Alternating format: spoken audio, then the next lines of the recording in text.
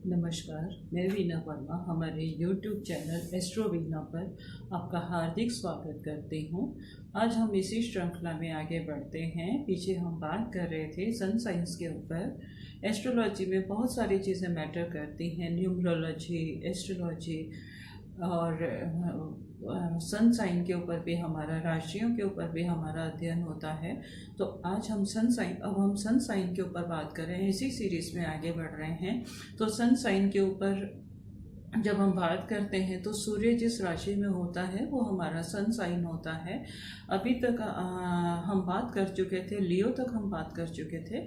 आज हम आगे बढ़ते हैं और हम वर्गों के ऊपर बात करते हैं। वर्गों के लोग कैसे होते हैं, किस महीने में किस स्टेट के अंतर्गत आने वाले लोग जो है वर्गों के आते हैं, कन्या राशि, कन्या सन साइन के आते हैं, कैसा इनका नेचर होता है, व्यक्तित्व होता है, इस बारे में हम चर्चा करते हैं। तो अगर हम इंडियन के हिसाब से लें, इंडियन एस्ट्रोलॉजी के हिसाब से, भारतीय मान्यता के हिसाब से, तो इसका जो टाइम होता है 15 सितंबर से लेके 15 अक्टूबर तक का होता है और वेस्टर्न से 23 अगस्त से लेके 23 सितंबर तक का इस समय होता है।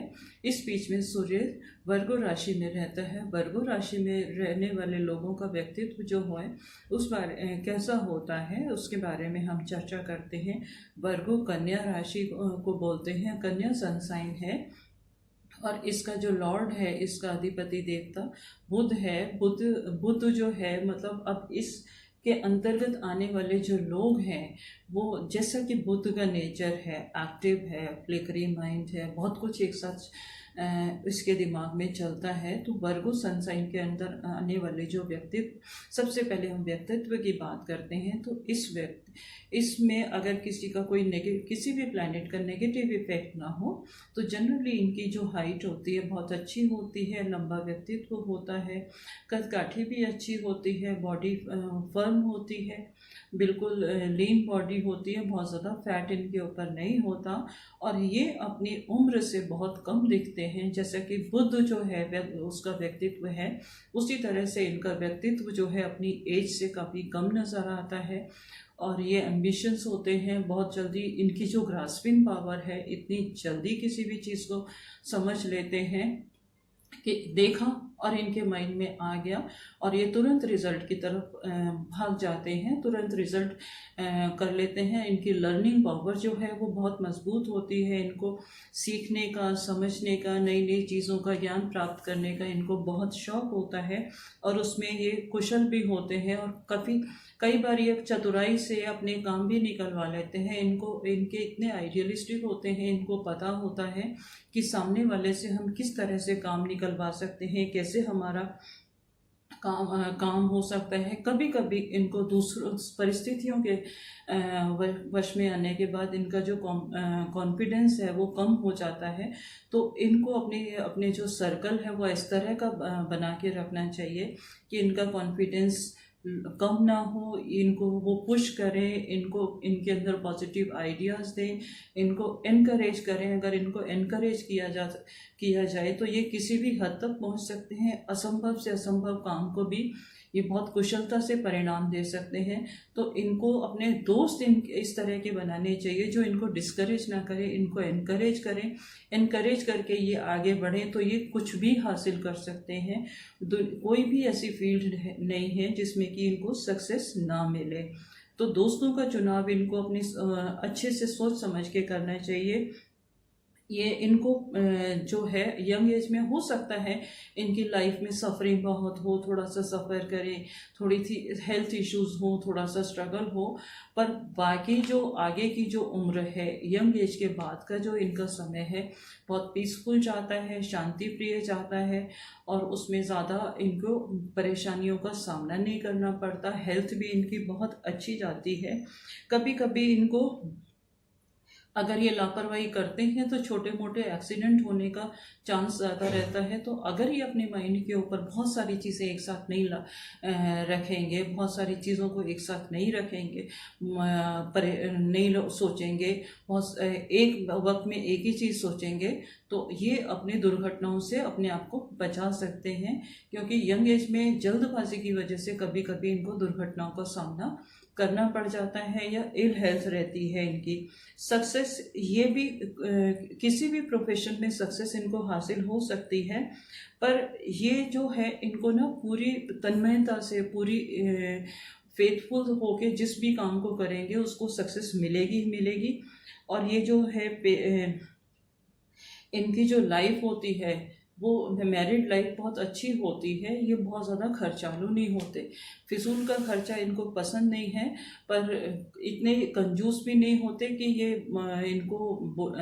इनकी कंजूसी के उसमें हद तक ये इनको बोला जाए कि ये एक्सट्रीमली कंजूस हैं, पैसे को बहुत बचा के रखते हैं, छुपा के रखते हैं, अपनी ज़रूरतों पर खर्च नहीं करते। ज़रूरतों के हिसाब से ये खर्च करते हैं, पर उतना ही खर्च करते हैं जितना इनको करना चाहिए। फिजूल खर्च से ये बचने की कोशिश करते हैं। अगर कोई चीज़ 100 रुपये में लेनी है तो उसके ऊपर 100 रुपये में इजीली मिल सकती है, तो उसके ऊपर ये 1000 रुपये कभी नहीं खर्च करेंगे अपना स्टेटस दिखाने के लिए। ये 100 रुपये की ही लेकर आएंगे, 100 रुपये ही उसके ऊपर खर्च करेंगे।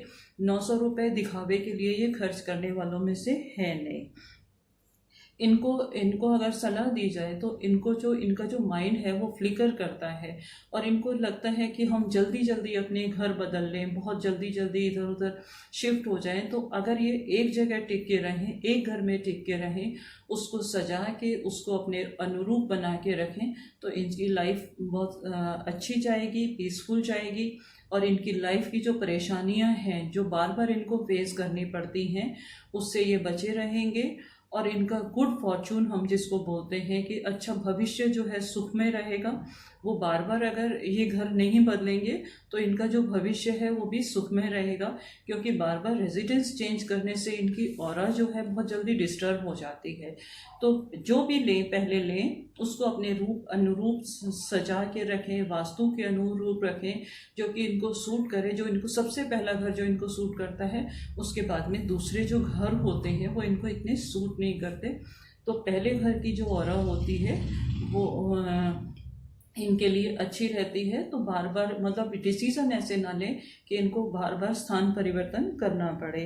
और इनकी जो अगर हम लेडीज़ की बात करें तो ये बहुत जेन्युइन होती हैं, बहुत पैसे को संजो के रखती हैं, ज़रूरत के हिसाब से खर्च भी करती हैं। घर बनाने में, घर को मेंटेन करने में इनका कोई जवाब नहीं होता। इनका घर जो है बहुत आर्टिस्टिक होता है, और घर में घुसने के बाद अगर इनका देखा जाए तो वाइब्रेशन इनकी ऐसी होती है कि ऐसा लगता है जैसे घर का एक कोना कोना बोलता है। वहाँ से एक आवाज़ आती है कि जैसे कि हमें कितने अच्छे से सजाया गया है। कभी कभी बोलते हैं ना कि दीवारें भी बोलती हैं, इसी तरह से इनका घर जो है वो बोलता है, इनका व्यक्तित्व उसमें दर्शाता है, और ये अपनी कला को पूरा के पूरा उसमें समेट देते हैं। तो इस वर्गो सन साइन की जो लेडीज़ हैं बहुत अच्छी इंटीरियर डेकोरेटर भी हो सकती हैं। इनके जो लकी नंबर हैं उनके बारे में अगर हम बात करें तो इनके 2, 3, 5, 6 और 7 लकी नंबर्स हैं। इनको 4 और 9 को अवॉइड करना चाहिए। इनके जो लकी कलर्स हैं वो येलो, वाइट और ग्रीन है। इनकी एनर्जी ऐसी एक्टिविटीज से मैच करती है जैसे डांसिंग है, पेंटिंग है, हाइकिंग है। इस तरह के अगर ये काम करते हैं तो इनकी एक्टिविटीज मजबूत रहती हैं। और इनको अपने व्यक्तित्व को बनाए रखने के लिए, अपनी चीज़ों को संभाल के रखने के लिए, अपनी एनर्जी को बूस्ट करने के लिए 7 घंटे की नींद बहुत ज़रूरी है, जिससे इनकी एनर्जी बढ़ी रहती है, इनकी हेल्थ अच्छी रहती है, इनकी लाइफ अच्छी रहती है, इनको किसी परेशानी का सामना नहीं करना पड़ता। अब हम यहीं पर इसके बारे में बात करते हैं। अब आगे बढ़ने से पहले मैं आपसे विदा लेना चाहूँगी और आपसे यही रिक्वेस्ट करना चाहूँगी कि आप मुझे कमेंट करके बताइएगा कि आपको मेरा चैनल कैसा लगा। अगर आपकी कोई रिक्वायरमेंट है आप मुझे बताइए, मैं ज़्यादा से ज़्यादा जानकारी आपके साथ शेयर कर सकूँ। और आपका कोई क्वेश्चन है वो आप मेरे से बेझिझक पूछ सकते हैं। और अगर आपको मेरा चैनल पसंद आया तो इसे लाइक कीजिए, सब्सक्राइब कीजिए, लोगों के साथ शेयर कीजिए, जिससे मैं ज़्यादा से ज़्यादा जानकारी उनके साथ बांट सकूं। धन्यवाद। अगले एपिसोड में आपसे फिर मुलाकात होगी। वहाँ पर हम लिब्रा के बारे में बात करेंगे। लिब्रा सन साइन के लोग कैसे होते हैं, उनका व्यक्तित्व, उनकी महत्वाकांक्षाएं, उनकी पर्सनैलिटी, उनकी डेस्टिनी, उसके बारे में बात करेंगे। धन्यवाद।